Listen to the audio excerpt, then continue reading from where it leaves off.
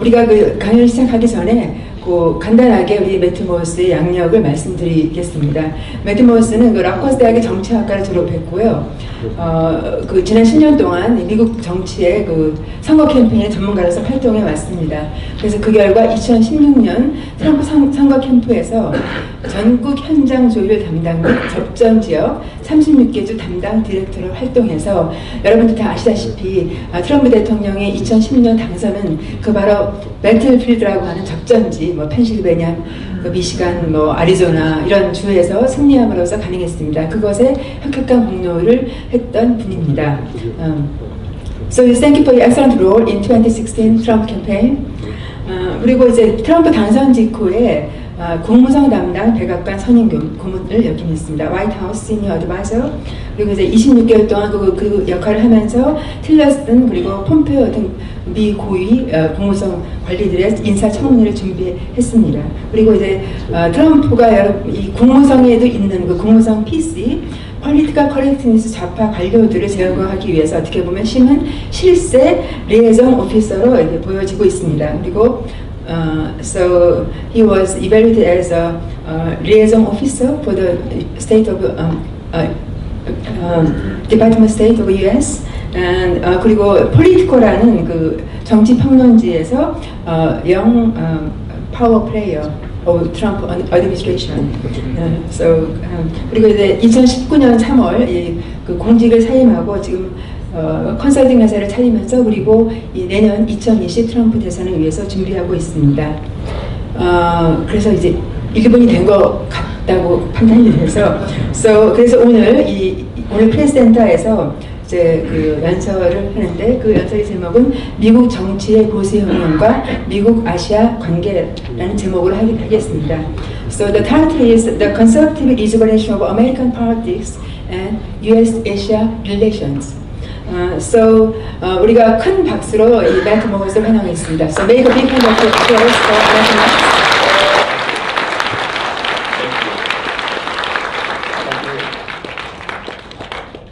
I love those signs. Very nice signs. Thank you. In order, traditionally, I would just speak from the heart for the entire speech. But given the fact that we have translation, I will try to stay on script. However, I feel so energized being in this room. I hope you'll forgive me if occasionally I try to add a little bit more. First of all, thank you so much, Mr. Park, Ms. Park, for your wonderful invitation. It's truly an honor to be with everyone here today. And I think a moment like today can't come at a better time because it's such a unique moment for all of us. I really want to discuss a few different things, but let me also just start by saying that in events like this that allow every single person in this room to become individual ambassadors for our countries, for our beliefs. And only in countries such as yours and in mine can that happen. And so thank you for doing that, and thank you for being here today.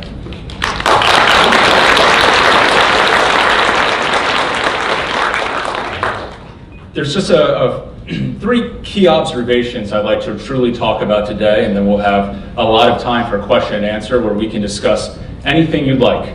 And I'm happy to take any and all questions. I don't promise to always give you any and all answers, but I will take any questions. I'd like to first say that we live in remarkable times in our countries.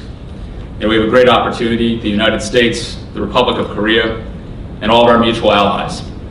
There's never been a moment in history of mankind when we have the type of technology that we have, which has improved the lives of so many people. They've lifted millions out of poverty and put the power of communication in the hands of everyday people. We see that here today with the number of YouTubers who have so many influential channels, both of their own right and on Twitter and on social media. It's an amazing thing what technology has allowed. But there's also a downside to some of that technology. Automated innovation, artificial intelligence. These technological advancements, which provide such great opportunities to so many, also have left many others in our nations in the core manufacturing base feel left behind. You know, there's a lot of workers who've been told that since the moment of birth, if they just show up, worked hard, played by the rules, their company would take care of them. They would be there with a pension or with a retirement savings. Yet, because of the modern technology and changes, many are on the receiving end of what we in the United States call a pink slip, a slip saying that they're out of work. It takes away the dignity and the pride of that job. What you find often is that many assembly lines, especially in the United States and in many developed nations, are shuttered. You find that places that were once thriving, communities that were once thriving, have lost a lot of hope. And so with that in mind, we're going to discuss the issue of international trade and how America's current approach is largely driven by both the economic realities, but also the impact on communities and people, and the political impact of that as well. The second thing I'd like to discuss is that right now there is a global competition between capitalism, as supported by Republic of Korea and the United States, and those of state-supported economies such as China. With an extension of a divide between liberalization of government, liberal democracies, free speech, freedom of religion, that the Republic of Korea and the United States stands for, versus countries like China. For this, we're going to discuss America's efforts to ensure that nations are driven by self-determination and rule, democratic principles, and open, free market economy. And this conversation, of course, will be mostly directed in the role that China plays in this competition, both in this region but also globally. And given some personal experiences, we'll especially discuss the role China has played in sub-Saharan Africa. And then the third and to some degree final part of my formal remarks, we'll discuss our collective security agreements, which have been the bedrock of security in the 20th century and have been challenged by both allies and adversaries alike. You know, leaders and people are questioning the usefulness of these agreements in the new era. But these conversations are not all negative, they're also positive. They allow us to address and modernize these agreements to approach 21st century challenges from security perspective. So I'd like to discuss how multilateral efforts have been key towards containing the threat of a nuclear DPRK, as well as how multilateral security agreements such as NATO in Western Europe and Eastern Europe have been improved to address modern day threats. And so I'd like to paint a little picture about how we are where we are. And I think a really important day of that was the evening of November 6th, 2016. It was on that evening that I was standing on the 5th floor, and then later a lot of us moved up to the 14th floor of Trump Tower in Manhattan, New York City. It was right on 5th Avenue in Manhattan, and we were just feet away from where the studios were, where then Donald Trump had the top running show in the United States for years called The Apprentice. It was the #1 show for many years and it taped right there. It also served as the campaign headquarters for his presidential election. And yet, instead of determining that night which entrepreneur Donald Trump was going to hire, America made its determination that they were going to hire Donald Trump, which is good for all of us.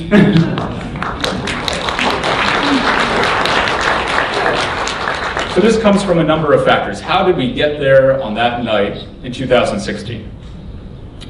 You know, yes, his name identification was sky high. His name emblazoned on the side of buildings on skylines across the world, including here in Seoul and in Manhattan. He had the #1 TV show, as I mentioned, for 10 years running. And he had a tie collection, a clothing line that I'm sure made its way into boardrooms all across the world, including here in Seoul. But as much as his celebrity status and his business status made him such an important character and gave an ability for him to win that election, it was something more than that. It was the issues he talked about. He went out across the country and spoke about the forgotten man and the forgotten woman of America. He was often talking about how trade deals have left so many American workers, the people who work with their hands, have been left behind. So let me talk a little bit about background on that. Donald Trump's public policy agenda has been focused on international trade for decades now, well into his time as a private citizen. Since the 1980s, President Trump consistently questioned the usefulness of international trade if agreements were not in place that ensured adequate and access and fair treatment for American businesses. For decades, President Trump directed these opinions towards the Japanese-American trade relationship. There's many interviews from the late 1980s where President Trump, then Mr. Donald J. Trump, had spoken about how Japanese-American trade relations were not fair for American workers. But more recently, President Trump has focused that attention towards the U.S. trade relationship with China. At its underpinning, the President's opinion of this stems from the belief that trade deficits have long been ignored by politicians of both political parties. They've been ignored by the elites of many nations at the expense of the working class people. And so they've done that in name of free trade. Well, President Trump's estimation of free trade is only matters if it's fair trade, trade that's equitable and fair for both countries, as well as for the workers of those countries. We need to ensure that a fair trade agreement ensures an open market for American businesses, expanded purchases of American goods. And just this month, President Trump reiterated this view. He was at a campaign rally in North Carolina, and he said that for decades, America's trade relationship had left us with closed factories, no jobs, no nothing. And this you can find the political context for his views towards trade as well. After all, he made these comments at a campaign rally for his re-election. But while from the 1990s through 2014, public opinion supported free trade, by the time that the election in 2016 had rolled around and was in full swing, public opinion was much more likely to believe that free trade policies and multilateral agreements were not helping the American worker. They hurt the American economy due to its impact on America's manufacturing base. Economists frequently discount the impact of these trade deficits among countries. They argue that ultimately is a result of the needs for goods being traded to the benefit of both sides. But President Trump and several of his advisors, including the Director of Trade and Manufacturing Policy, believe that this theory discounts the manufacturing workers in the country that produce the goods, that make the goods, and that it benefits purely the consumers. Ultimately, this is the underlying argument between free trade and fair trade. Are you more concerned with reduced prices for consumers because of increased global competition of goods, as well as reduced labor costs?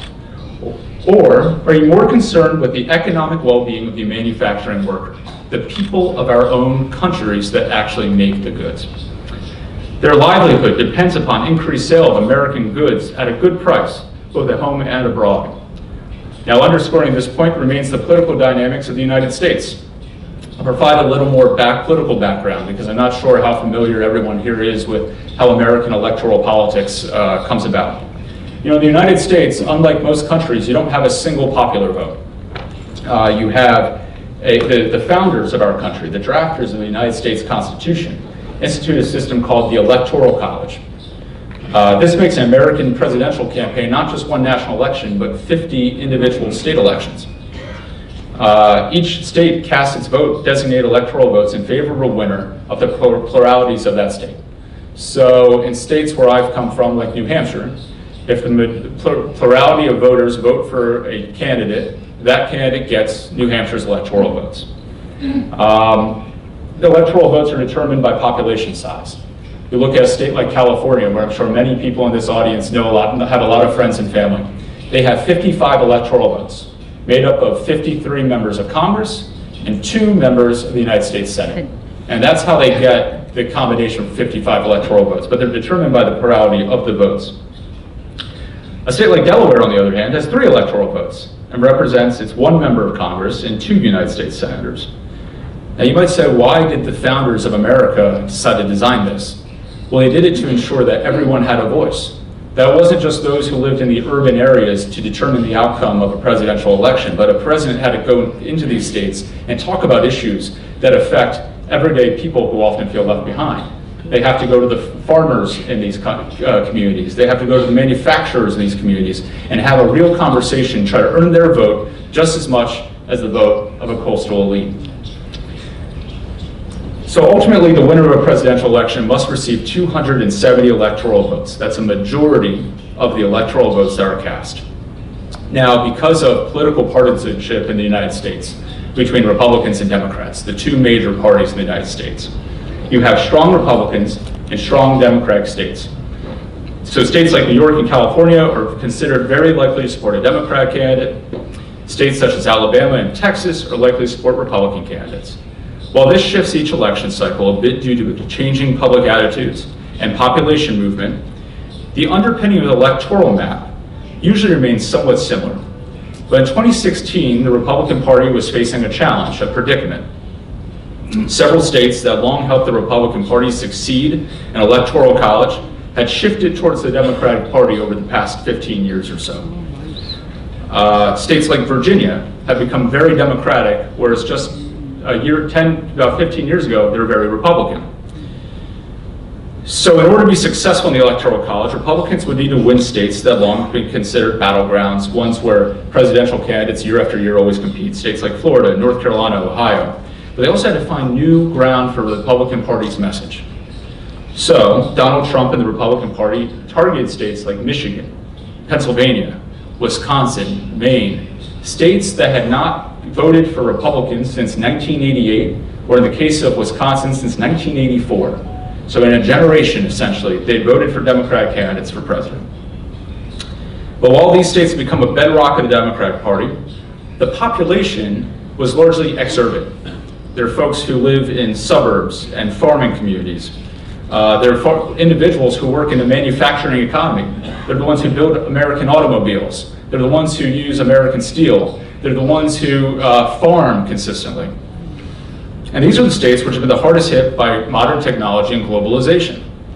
Many workers who had for generations been told that if they followed the family footsteps, that if they found a good job working on the floor of an auto manufacturer or steel company, they would be taken care of by their company. They'd get good health benefits. They would secure a work position and a pension. Often these would be partially funded by the company and their accompanying union. But with the advancement of free trade agenda that began in the 1980s and continued under both Republicans and Democratic presidents alike, these manufacturing jobs began to be outsourced to places such as Mexico, China, India, and parts of Southeast Asia. Workers in America's Midwest, often called in America the heartland, were being told that the covenant between them, the agreement between them and their employer, the same one that was passed on generation and generation, was no longer true. This led many workers in the states I just mentioned earlier, feeling disillusioned by their politicians, betrayed by their politicians, forgotten by the elites, that would make them disaffected from the political process. Many had given up hope that a political leader would come along and speak to them in their problems, their concerns, given that the leaders of both parties, Republican and Democrat, often ignored them for decades. But by speaking directly to the manufacturing economy, by speaking directly to these people without the prism of the mainstream media, but directly to the people, making a centerpiece of his campaign, the trade negotiations, to both renegotiate trade deals such as NAFTA, the Korean-US-American trade deal, Trans-Pacific Partnership, and negotiate new trade deals, Donald Trump gave hope to these voters. In many cases, voters who had not participated in the electoral process for decades showed up and voted with enthusiasm since they finally had a candidate for president speaking for them, and I had the chance to meet many of these voters personally.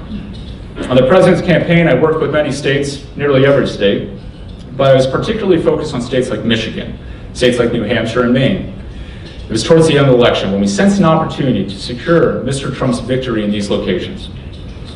Voters who had been laid off for years, whose former employer no longer had a manufacturing plant with even a 5-hour plane ride to them, would come up to me and say that they had never heard a political candidate in their lifetime look out for them. These were auto workers in Detroit, Michigan, and poll workers in Berlin, New Hampshire, who had finally felt like someone might finally be willing to break conventional wisdom and say that yes, America still could be a leader for manufacturing. Yes, they could bring factories that have been shuttered for decades back.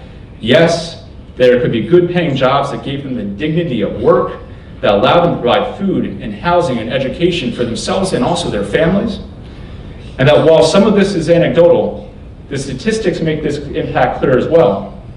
If you go back to 1990 in the state of Michigan I just talked about, they had over 800,000 manufacturing jobs. In 2016, that was decreased to 600,000 manufacturing jobs. So on election night, like I mentioned earlier, Mr. Trump was waiting in a room full of campaign staff and a few outside supporters. We were all standing there with our eyes glued towards the televisions. I was in between that room and a room with some smaller staff where we were trying to calculate all the election results coming in from key swing states like Florida and North Carolina, the ones that were earlier in the night because polls closed earlier. We had these enlarged electronic maps on the wall. We could tabulate the electoral votes in each key battleground state at the most local level.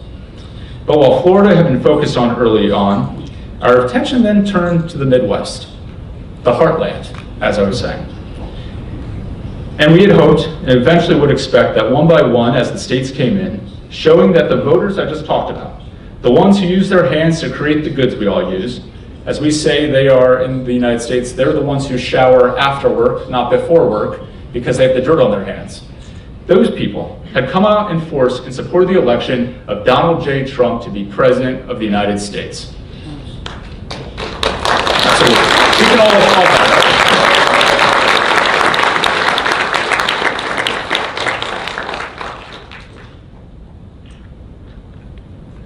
I will tell you also that these states remain just as important for next year's election in 2020. Without the states of Pennsylvania, Michigan, and Wisconsin, it will be much more difficult to win that electoral college I was discussing. That is why you've seen President Trump continue to move forward on his trade agenda, working with allies and competitors alike to renegotiate trade deals that can benefit the heartland, the men and women who work in the manufacturing base of the United States. So what does this mean with regards to the context of the current trade environment? Well, it means three things. First, President Trump is actively looking to expand into markets which American companies can sell goods to. While I will address America's viewpoint towards Africa later, that becomes fertile ground for new trade opportunities, as well as much of Asia. Second, it means looking at the rules for each trade agreement to determine whether it establishes fair, equitable, and reciprocal playing field for both partners. As such, you continue to see the United States draw a hard line on issues such as open market access, forced technology transfers, and intellectual property rights in nations such as China, which do not respect or recognize any of those. Third, and perhaps most importantly, President Trump is looking at foreign markets to purchase more American goods. Just these past 2 weeks, President Trump delayed the implementation of additional tariffs on Chinese goods, in part because of their celebration, but also because of their need for additional pork and agreement to purchase more American soybeans and other products. But this is temporary. We need to ensure that there is widespread access for American goods throughout the globe for all of our trading agreements. By the way, the same way every other country, including Korea, is looking out for their farmers, for their manufacturers.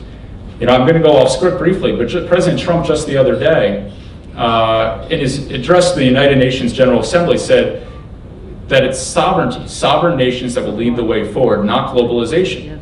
That's in the interest of our leaders to look out for its people. And that while we can work together, no one's going to look out for another country's best interests at heart, like the leadership of their own country.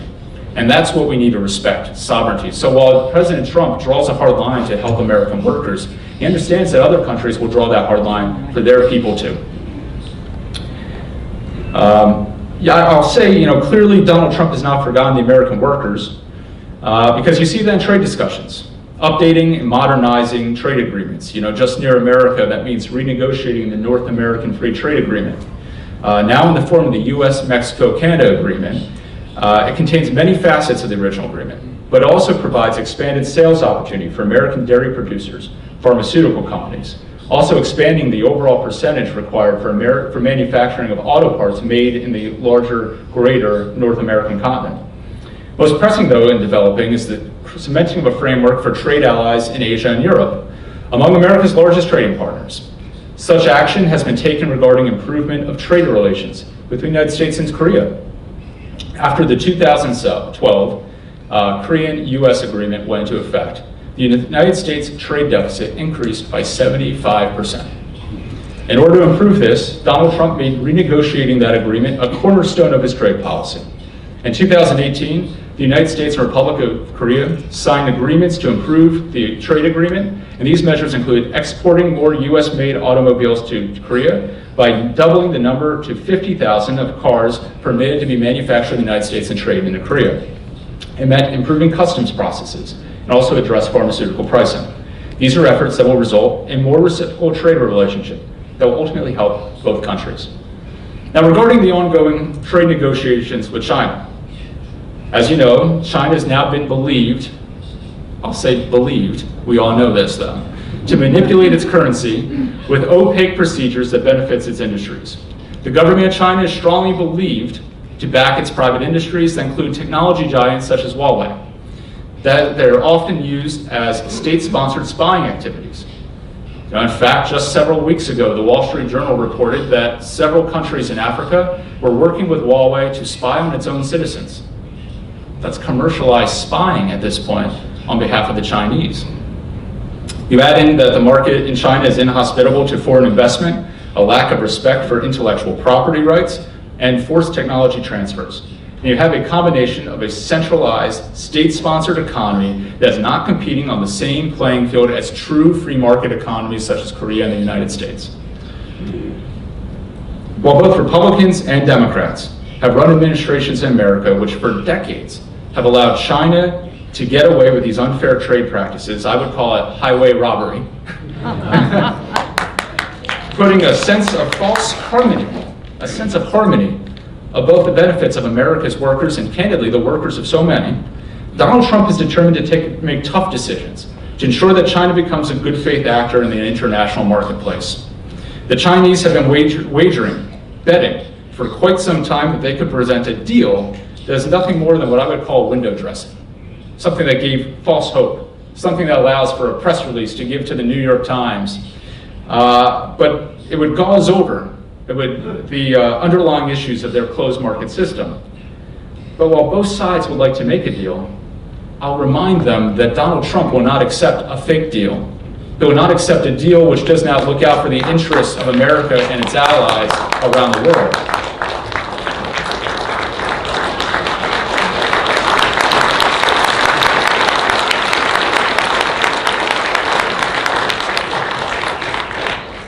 President Trump has now stated in unequivocal terms and followed through on this directive when he rejected a vapid offer earlier this year. China is also believed to be undervaluing the political hand the president plays. I believe, and others do, that China feels they can hold out on making true market reforms in their hopes that will bring volatility to the American markets, become a political challenge for President Trump in the 2020 election. However, they're discounting a real fundamental core fact, that most Americans are in firm belief that the efforts undertaken by President Trump are necessary for an equitable, longer-term trade agreement. They also have more faith in their president, Donald Trump, than they do in the Chinese government.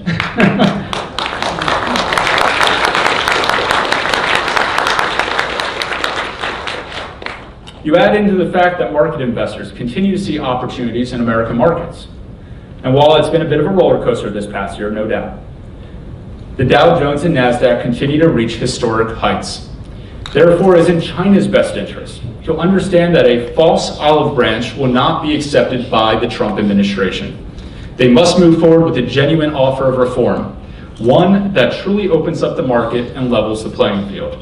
China cannot expect that its economic actions will get a pass as they steal American, European, Korean, and Japanese intellectual property and technology while they use massive arm and bank accounts of their government to prop up businesses in the international marketplace. If China wants to be accepted into the true international economy, then it's time for them to act as a true market-oriented economy, where goods and ideas succeed. Americans want to get a deal done with China, but only if it delivers real change, not false hope. With that, I'd like to turn to my second point from earlier, which is that separation between state-sponsored economies that also happen to have limited respect for human rights and democratic processes. Ones that nations such as the United States, Korea, Japan, Europe, much of South America and Africa share. You know, while our leaders are more connected than ever, they're frequently in communication by the day. We as an international community have allowed large-scale actors, most notably China and Russia, to masquerade as good faith players in the international community. I was with President Trump as he announced the national security strategy for the United States. They announced in 2018. And it was the first time in American history the national security strategy actually recognized the global competition that exists between the United States and China. Much like the Soviet Union in advance of the Cold War, China has relied upon a small cadre of an elite to rule their country. They offer small pieces of economic advancement for return for complete and total autocracy among an oligarch. We need not look further than the ongoing protests in Hong Kong to see how the failed Chinese philosophy that says, give us your freedom and we'll give you economic security, do not match the hopes and dreams of their own people. And so we wish those protesters luck as they stand for their rights of freedom of speech and democracy.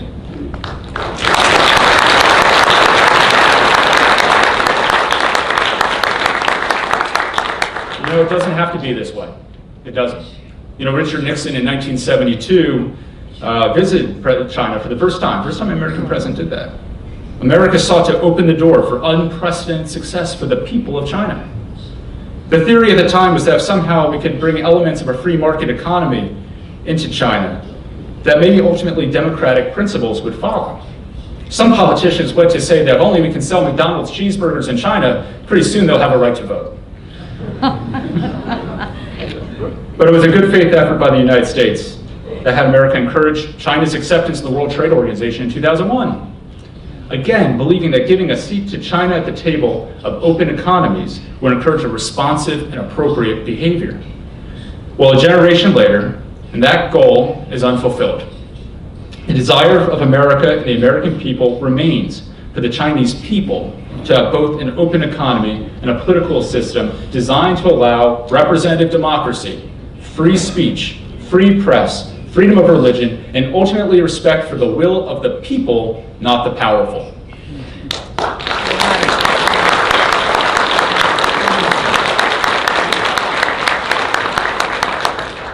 You'll note that I used the word freedom quite a bit there. Yes, yes. That's because ultimately that's the underpinning of America's desires, and I believe the desires of everyone in this room for all people around the globe. Freedom. It doesn't necessarily mean that everyone has to act like America or mimic everything that we do, but it's for each people to have the freedom to determine their own destiny. That's what we're seeking. The government of China is currently on a dangerous path, one that restricts free speech of its own people. In fact, China has now built an aggressive surveillance state. They're backing private companies such as Huawei, like I mentioned, help monitor the movement and speech of their own citizens. It's embodied the Chinese to develop a social credit score, where they get to determine who has value. It's not up to God and it's not up to others, it's up to the government, is what they say. The Chinese government has also cracked down on religious freedom. They've imprisoned approximately 1 million Muslims and held them in camps for indeterminate periods of time. The Chinese ruling class has cracked down on Tibetan monks who continue to light themselves on fire as an expression of protest, believing that if they are going to have their rights as a human being taken away, then they themselves will take away their own life instead, because that's more important. The Chinese government doesn't even allow for the Catholic Church to determine who its own bishops will be, deciding that they, the government, had a better idea than any one person's faith. However, the true challenge lies not just in China's abject rejection of consideration of the free will of its own people.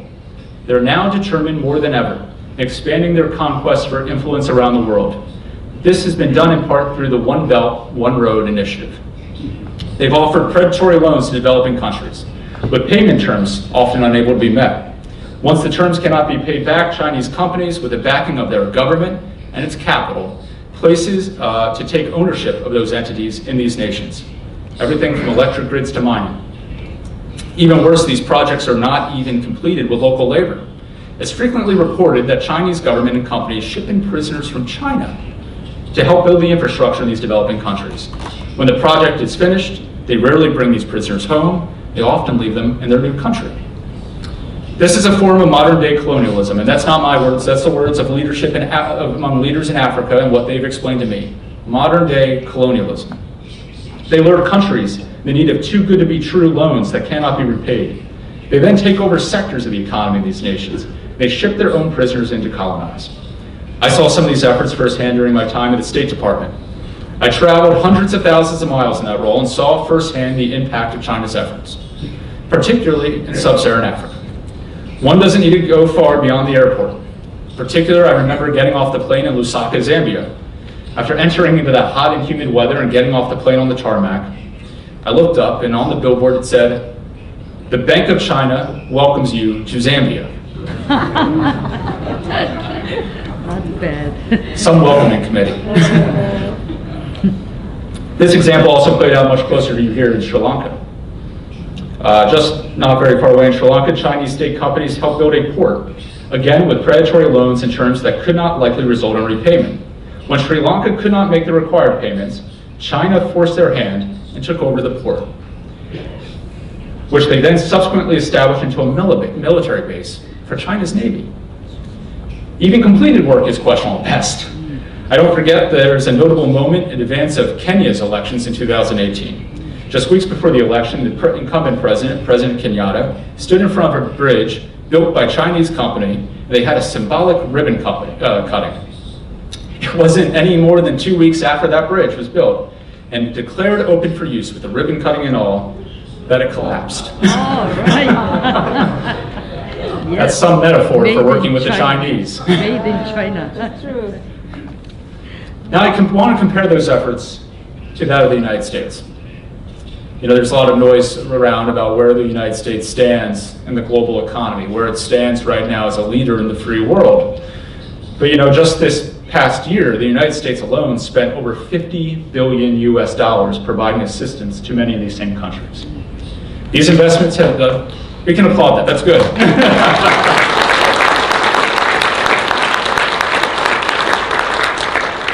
By the way, the American people are happy to do it. They're happy to do it.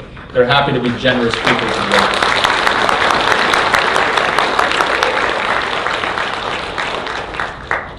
Now, these investments have led to many things. They've led to expansion of health services and treatment for deadly diseases, assistance with election procedures for the purposes of a fair electoral process, and also helping ensure young people, who are making up an expanding share of the population in many developing countries, receive adequate education that prepares them for the modern economy.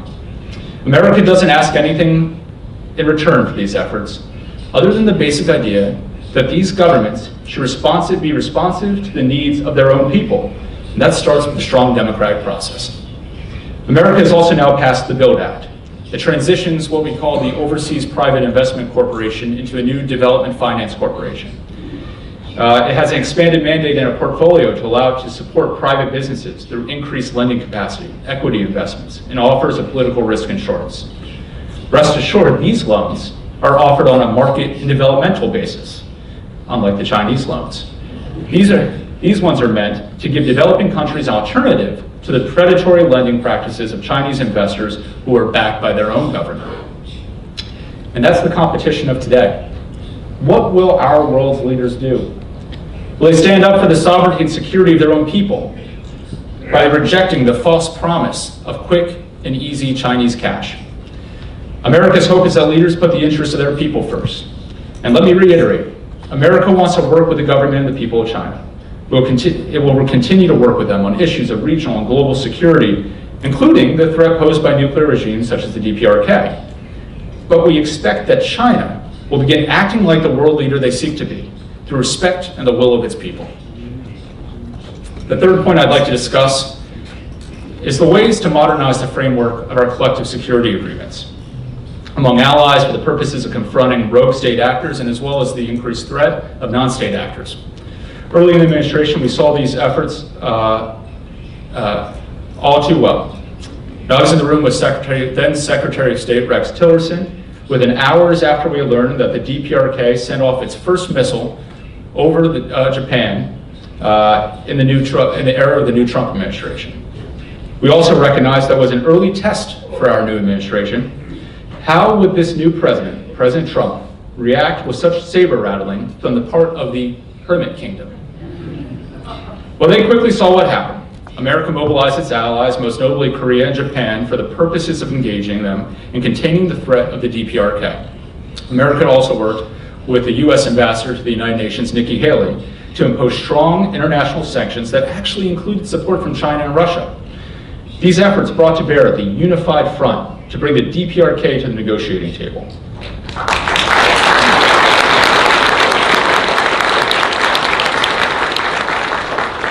also note that, I'm going to go a little bit off script again, that this reminds me of another American president, President Reagan, who said peace through strength, which means that our allies must stay unified in its strength in order to bring about peace and not the other way around.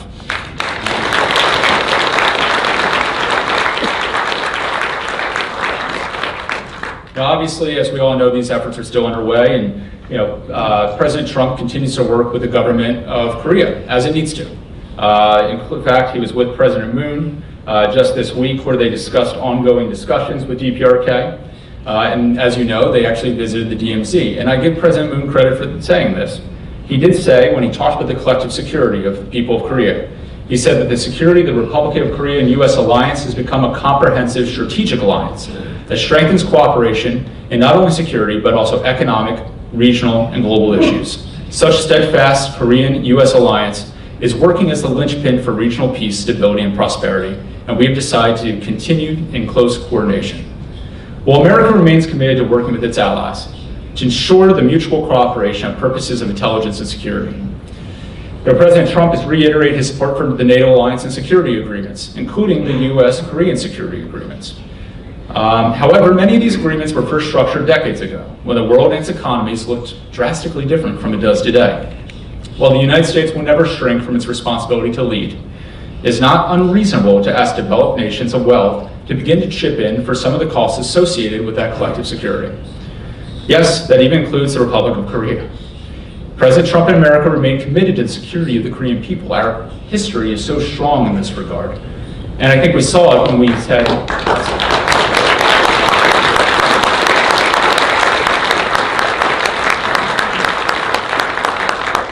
I have to say, I was so touched personally when we had the silent prayer that I think underscored the relationship between Korea and the United States and the shared history that we all have. So thank you for that.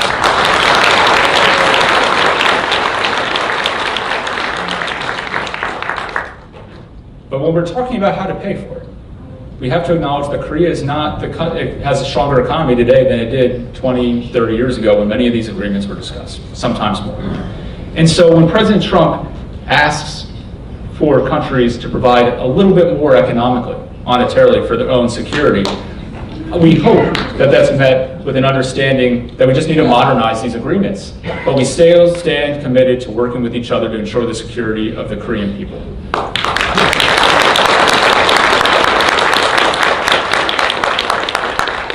And this ask has been made of many other allies as well. Germany, France, many developed nations of Europe, which have great capacity to contribute more to their own security. And you've seen President Trump ask NATO members to commit their 2% share of GDP on security spending to support the collective defense of Europe. We need this in order to truly tackle and confront the security challenges in each region. So I want to make a brief touch point on the 2020 election as well, because I'm sure everyone here is wondering what is happening in the United States. At the moment, President Trump remains in strong standing, and there's a large field of candidates in the Democratic Party running right now. They're seeking to be the nominee to face off against the president. And while it was expected that former Vice President Joe Biden would be the presumptive favorite of his party, it's actually now Elizabeth Warren, the senator from Massachusetts, and Bernie Sanders, the senator from Vermont, who have been polling very closely in states that will hold the first primary elections. In fact, just this week, a poll from Iowa and New Hampshire, the two states that vote first in the primary process, have now come up with polls that show Elizabeth Warren leading Joe Biden. Right. By the way, this whole discussion about the elites versus the people are happening on both sides of the aisle in America, because both parties feel like the elites have forgotten them, the powerful have forgotten them. And that's why you saw President Trump win, and I think that's why you're seeing so much unease in the Democratic primary right now. Now, as a result of their party's primary, these candidates have been forced to move to the very, very, very liberal side of their party, very far left wing, out of the mainstream of American ideology. They've staked out extreme political positions that are out of step with the average American person. It's expected that because of this, they will not be able to win next year's election. I also have to note that President Trump's trade policies have become so universally agreed to in key battleground states that the Democratic candidates for president are now agreeing with President Trump. Right.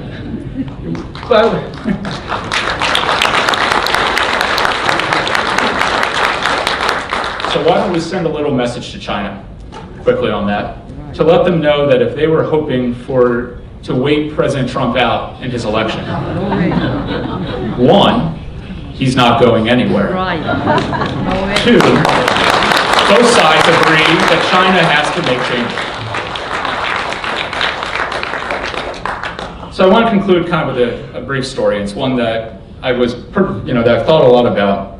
I think it symbolizes America's approach and the approach that other countries we've spoken about today do. And I think it sums up the great conflict and battle of ideas that we're having in this geopolitical conversation right now. I was traveling to Johannesburg, South Africa, and I participated in a meeting with many African ministers of health. While I was in the car there, I saw a sign on an empty lot that said, "Paid for by the People's Republic of China." So I asked my driver, I said, "What are the Chinese planning to build there?" He then replied, he says, "I wouldn't know." He said, "They came in with all this money. They bought up the property and put up the sign. But that was 5 years ago." I found that interesting because I didn't really think about it too much at the time. It was kind of interesting, but I go to these meetings later with the African ministries of health, and a gentleman from the health ministry of Botswana stands up. And his words have been etched in my memory ever since. He went on to describe the status of his country and how its people at the height of the HIV/AIDS epidemic in the early 2000s. He said those days in Botswana, they had a saying that Saturdays are for funerals. Oh. Because everyone knew someone that time who was passing away from HIV/AIDS. It's a terribly sad thing to say.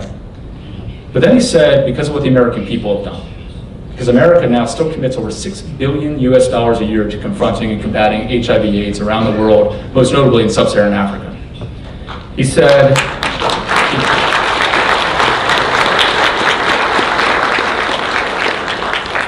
this was what really made you stuck with me. He said, because of the American people, Saturdays in Botswana are not now for funerals, but Saturdays are for celebrations. They're for weddings, they're for birthdays, and they're for parties.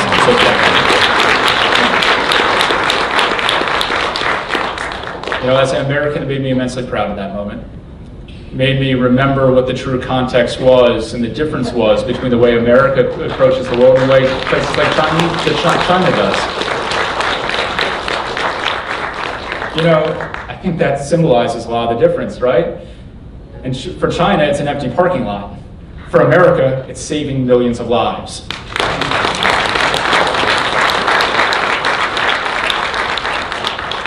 So it's with that sentiment I'd like to conclude my remarks. On one final note, just to remind you that America remains committed to being a leader in this world, but we can't do it alone. We need strong democracies that value the will of its people, that value the freedom of religion, the freedom of press, the idea that capitalism and market economies are the best ways to ensure good ideas and economies thrive. Places like Korea, a strong alliance between Korea and the United States must remain to confront these global challenges.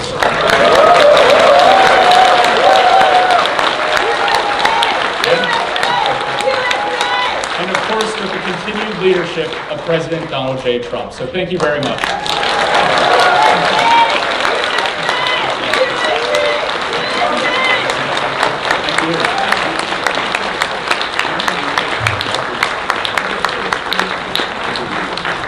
Thank you so much, Matt.